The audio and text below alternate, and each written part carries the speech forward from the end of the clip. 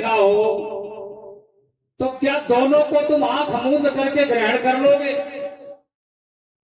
सत्य और असत्य, अच्छाई और बुराई, शुभ और अशुभ, ये सब अगर एक में मिला है तो बिना खंडन मंडन किए तुम उसे पहचानोगे कैसे? भगवान ने तुम्हें विचार शक्ति दी है, बुद्धि दी है, तो बुद्धि से विचार करके देख लो क्या मेरे लिए हितकारी है, उसका मंडन कर लो, और जो अहितकारी है उसका खंडन कर दो। अच्छा बताओ, एक सेव आधा सही है और आधा सड़ रहा है, तो समूचा खा जाओगे? ठीक खा जाओगे।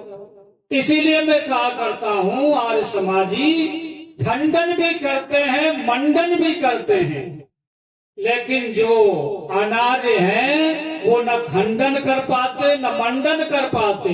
और रहा है क्या, इसकी निगरानी भी हो।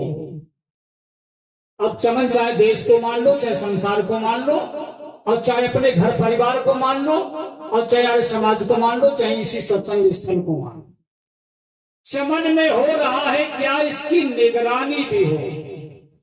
चाहे जो कुछ हो रहा हो निगरानी भी हो, और तुम अगर माली हो तो माली जैसी निगहमानी भी हो।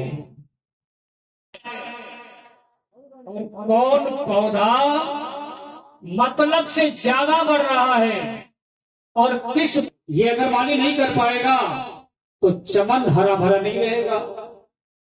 अब चाहे देश का चमन हो, चाहे परिवार का चमन हो, चाहे समाज का चमन हो, निगरानी होनी चाहिए, निगहमानी होनी चाहिए। और इन बालिकाओं के लिए कहा, क्रूर भावों की हवस से तुझको बचना है अगर, क्रूर भावों की हवस से तुझको बचना है अगर, आए नाजुक कली तुझ पे तलवार का पानी भी हो। जो घटित हो रहा है समाज में और हमारी मातृशक्ति के प्रति,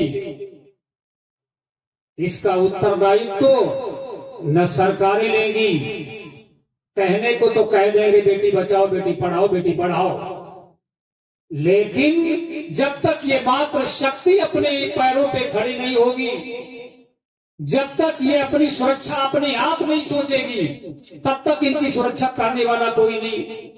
क्योंकि